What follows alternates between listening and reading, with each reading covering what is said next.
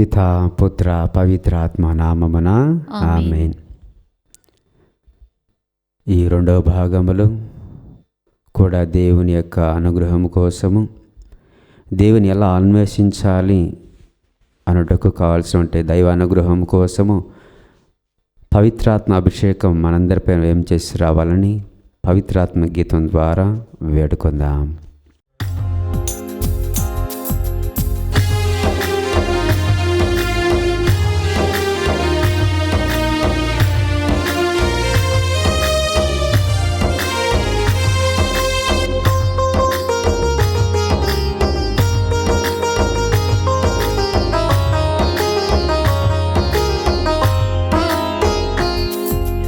ఆత్మస్వరూపుడా నా యేసయ్యా, నీ ఆత్మతో నన్ను నింపుమా.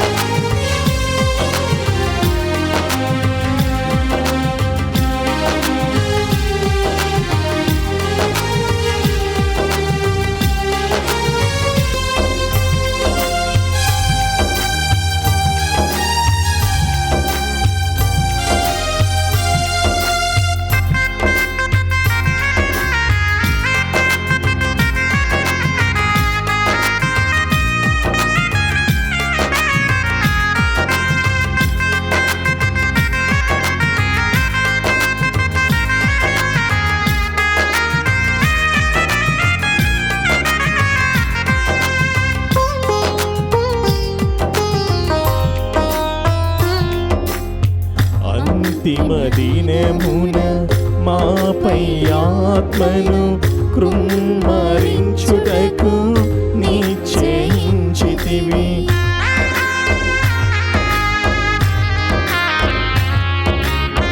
అంతిమ దినము పరిశుద్ధాత్మ దేవుడా, పరిశుద్ధత నీయుమా. దయగల సర్వేశ్వర, మీరు సర్వాంతర్యామి అని మాకు తెలిసిన ప్రభువా, కావున మిమ్మల్ని కనుగొనటానికి మానవుడు ఎన్నో మార్గాలను ఎన్నుకుంటున్నాడు, ఎన్నో సాధనాలను ఎన్నుకుంటున్నాడు. కావున ఆ సాధనాలను, మార్గాలను మేము సరైన రీతిలో ఎన్నుకొని మిమ్మల్ని అన్వేషించటంలో ఎలాంటి అలసట చెందకోకుండా మిమ్మల్ని కనుగొని లోకానికి ప్రకటించే భాగ్యాన్ని మా అందరికి దయచేయమని మన ఆదుడైన క్రీస్తు ద్వారా అడిగి వేడుకొనిచున్నాం తండ్రి, ఆమేన్. ద్వితీయోపదేశకాండము 4వ అధ్యాయము పరిశుద్ధ వచనములు 27 నుండి. ప్రభు మేము అన్య దేశములలో ఇతర జాతుల నడుమ చల్లా చెదరు చేయును. మీలో కొద్దిమంది మాత్రమే అట మిగులుదురు. అతట నరుల చేతి పని అయిన రాతి కొయ్య విగ్రహములనన్నివి కదా, చూచుటకును వినుటకును భుజించుటకును వాసన చూచుటకును ఆ బొమ్మలకు శక్తి లేదు. మీరు కూడా వారిని సేవింపవలసి ఉండెను. అక్కడి నుండి మీరు మీ ప్రభువైన దేవుని కొరకు వెదకుదురు, కానీ పూర్ణ హృదయముతో వెదకుదురని ఆయనను కనుగొందురు.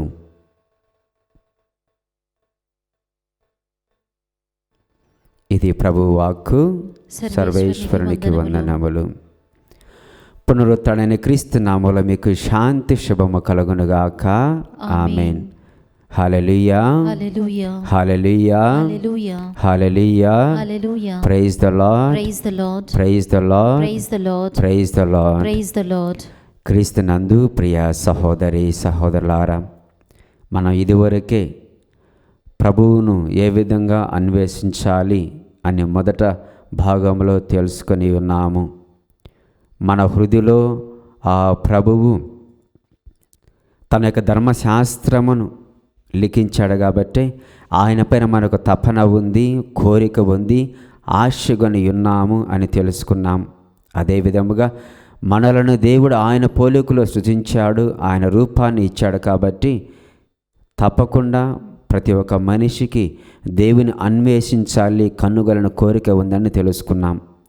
ఈ రెండవ భాగంలో మనం దేవుణ్ణి ఎలా కనుగొనాలి, ఎలా అన్వేషించాలి అనేటువంటి అంశం గురించి ధ్యానిస్తుండగా ప్రభు ఈరోజు మనము వాక్యంలో విన్న విధముగా ఇజ్రాయేల్ ప్రజలతో అన్య దేశంలో ఉన్నప్పుడు మీరు ఏ విధంగా నన్ను కనుగొనగాలి అని అన్నప్పుడు ఈరోజు వాక్యంలో విన్నాం. ద్వితీయోపదేశకాండము 4వ అధ్యాయము 29వ వచనములో,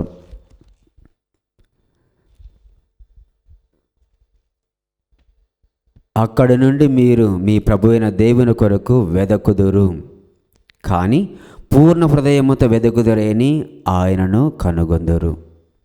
ప్రియ సహోదరి సహోదరులారా, మనము తప్పకుండా ఎప్పుడైతే పూర్ణ మనస్సు, పూర్ణ హృదయము, శ్రద్ధ కలిగి ఒకదానిపైన మనసు నిలిపి ఆ పని చేస్తామో అది ఖచ్చితంగా ఫలభరితం అవుతుంది.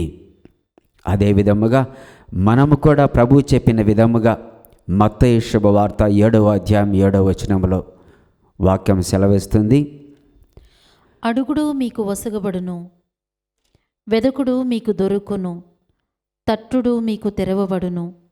ఎలైనా అడిగిన ప్రతివానికి లభించును, వెదకిన ప్రతివానికి దొరుకును. అవును ప్రియ సహోదరి సహోదర, మనం వెదకాలి. ఎలా వెదకాలి?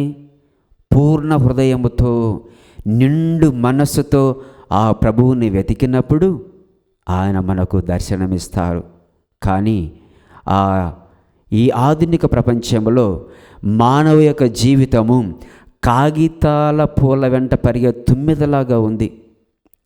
అంటే ఇక్కడ మనం అర్థం చేసుకోవాలా, కాగితాల పూలు అనేవి అవి చాలా అక్కడికి వెళ్తే సహజంగా ఉండవు అవి, కానీ చూసేదానికి నిజముగా సహజ సిద్ధంగా ఉన్నట్లు కాగితాల పూలు ఉంటాయి.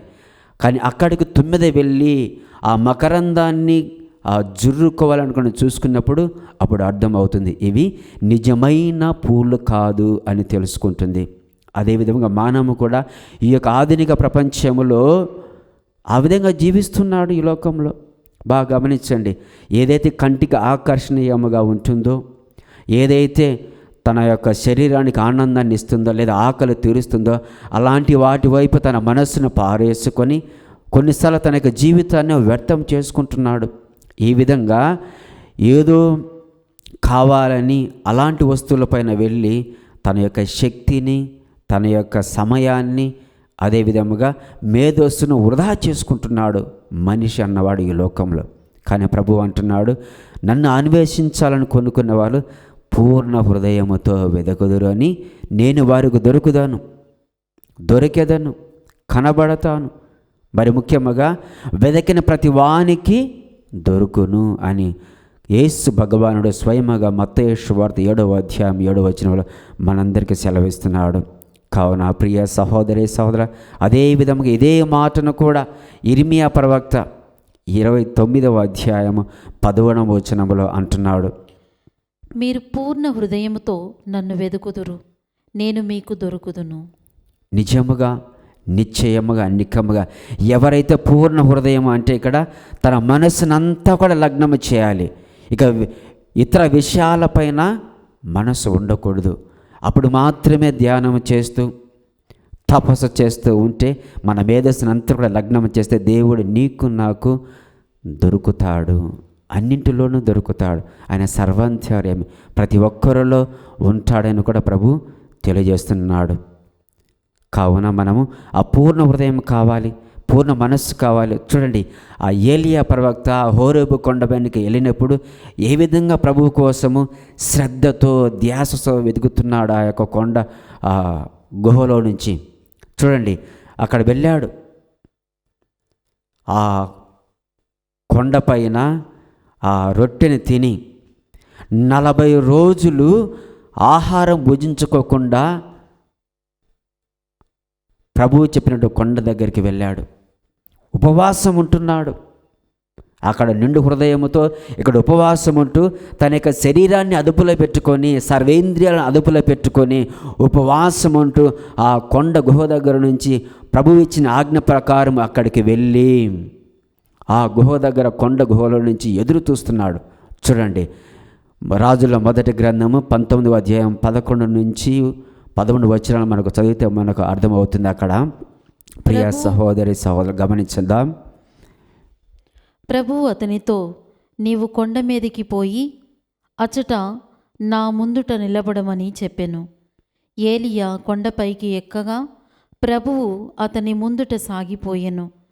అప్పుడు పెనుగాలి వీచు కొండను బ్రద్దలుగా చీల్చి రాళ్లను ముక్కలు ముక్కలుగా చేసెను. అయినను ప్రభువు ఆ గాలిలో ప్రత్యక్షము కాలేదు. అటు తర్వాత భూకంపము కలిగెను.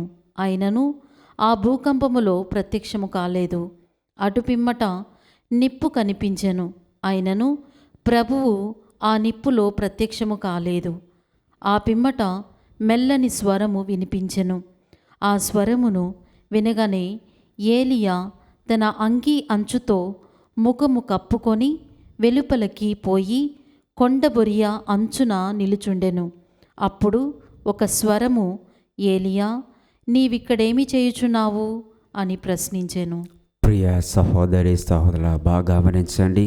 ఈ వాక్యంలో చూడండి, అక్కడ పెనుగాలి వచ్చింది, భూకంపము వచ్చింది, నిప్పు వచ్చింది. అన్నింటిలో దేవుడు లేడు. కానీ అక్కడ శ్రద్ధగా ఏలియా ఎదురు చూస్తున్నాడు ప్రభు స్వరము కోసం, ప్రభువుని దర్శించుకోవాలని. ఆయన మనస్సును, ఆయన శ్రద్ధను, ఆయన యొక్క శరీరం అంతా కూడా ప్రభు పైన లగ్నం చేస్తుంది. అన్ని సర్వేంద్రియాలు కూడా ప్రభు పైన లగ్నం చేస్తుంది. కాబట్టి ఆ చల్లని స్వరము లేదా మెల్లని స్వరము వచ్చినప్పుడు ఆయన కొండ గురు నుంచి బయటకు వచ్చి తన అంగు అంచును ముఖం పైన కప్పుకొని ఆ యొక్క స్వరాన్ని చూస్తూ ప్రభువుని వింటున్నాడు.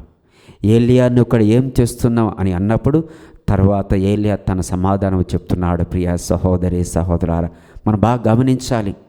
ప్రభువును అక్కడ ఉపవాసముడి తన యొక్క శరీరాన్ని అదుపులో ఉంచుకొని, తన శరీరేంద్రియాలన్నీ కూడా అదుపులో ఉన్నాయి కాబట్టి దేవుణ్ణి ప్రవక్త ఏలియా గారు దర్శించుకున్నారు.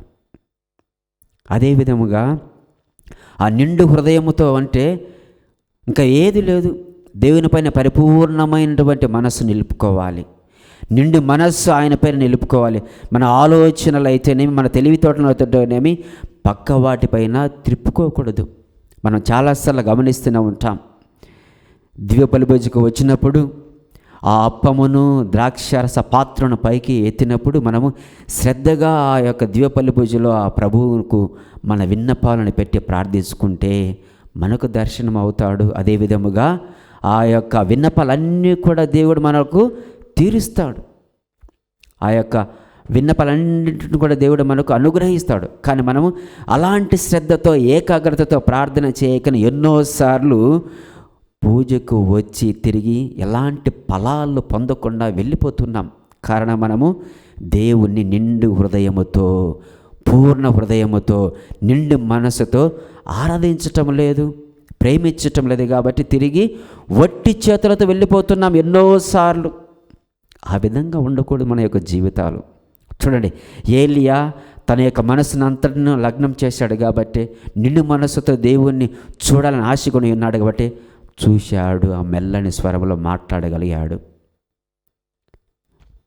అదే విధముగా ఇర్మియా ప్రవక్త చిన్న బాలుడు అయినప్పటికీ కూడా పూర్ణ హృదయముతో ప్రభువుని వెతకండి మీకు దొరుకుతాడని ఆయన గొప్ప ఉదాహరణగా ఉంటున్నాడు. ఇంకా కూడా బాగా గమనించండి, రాజుల దినచర్య 2వ గ్రంథంలో కూడా 15వ అధ్యాయము ఆ 15వ వచనం కూడా ఆ ఆశారాజు కూడా ఆ విధంగా కాంక్షిస్తున్నాడు. తన ప్రజలందరినీ కూడా ఆ విధంగా ప్రోత్సహించాడు కాబట్టే ఆ యొక్క రాజ్యములో ఎలాంటి యుద్ధాలు లేవు, ఎలాంటి అశాంతి లేదు, అదేవిధంగా కరువు లేదు. అందరూ కూడా శాంతితో నెలకొని ఉన్నారు. కారణము ఆ ప్రజలందరూ ఆశారాజు ఆజ్ఞ మేరకు దేవుణ్ణి నిండు హృదయముతో కాంక్షించారు. వాక్యం చదువుదాం. చూడండి, బాగా గమనించండి. దేవుని ఎదుట పూర్ణ హృదయముతో ప్రమాణము చేసితిమి గదా అని యూదీయులెల్లరూ మిగుల సంతసించిరి. వారు నిండు మనసుతో ప్రభువుని కాంక్షించిరి కనుక అతడు వారిని కరుణించెను మరియు నలువైపులా శాంతిని దయచేసెను. Praise the Lord, praise the Lord, praise the Lord, praise the Lord, praise the Lord. Praise the Lord. ప్రియమైన సహోదరి సహోదరులారా, బాగా గమనించండి. ఎప్పుడైతే దేవుని మన పూర్ణ హృదయంతో నిండు మనసుతో ఆయన సేవిస్తామో ప్రేమిస్తామో దేవుడు మనకు దర్శనమిస్తాడు. ఆశారాజు కాలంలో యూదయ దేశమంతటా కూడా నలువైపులా శాంతి నెలకొలింది. కారణము దేవుడు వారిపైన కరుణ చూపించాడు, వారిపైన దయ చూపించాడు.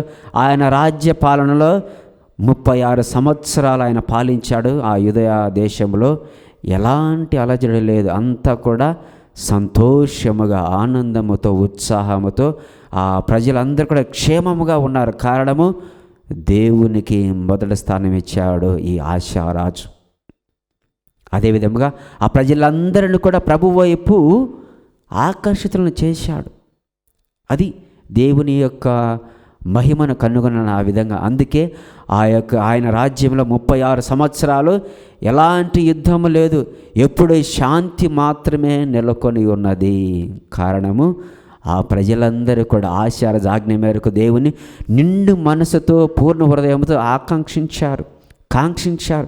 కాబట్టే ఎలాంటి యుద్ధము లేదు, ఎప్పుడు కూడా శాంతి సమాధానము ఆ దేశంలో నెలకొని ఉంటుంది. ప్రియ సహోదరి సహోదరులారా, కావున మనము కూడా ఎల్లప్పుడూ ఆ ప్రభువుని నిండు మనసుతో, నిండు హృదయముతో, పూర్ణ హృదయముతో వెతికినప్పుడు మనకు దొరుకుతాడు. ఆయన దొరికినప్పుడు మనకు తప్పకుండా ఆయన యొక్క శాంతి, కరుణ మనందరిపైన హేరాళముగా కుమ్మరించబడుతుంది. కావున అలాంటి గొప్ప భాగ్యము దయచేయమని ఈ ధ్యానం చేసుకుంటూ దేవునికి అనుగ్రహం కోసము ఈ యొక్క ధ్యానాంశంలో దేవుణ్ణి ఏ విధంగా ఎలా అన్వేషించాలి అనే అంశాన్ని దేవుడు బయలుపరిచినందుకు ఆయనకు స్తోత్రం చెల్లించుకుంటూ, అదేవిధంగా వచ్చే 3వ భాగంలో కూడా దేవుణ్ణి ఎక్కడ వెతకాలి అనే అంశం గురించి ధ్యానం చేసుకుంటూ ప్రార్థించుకుందాం.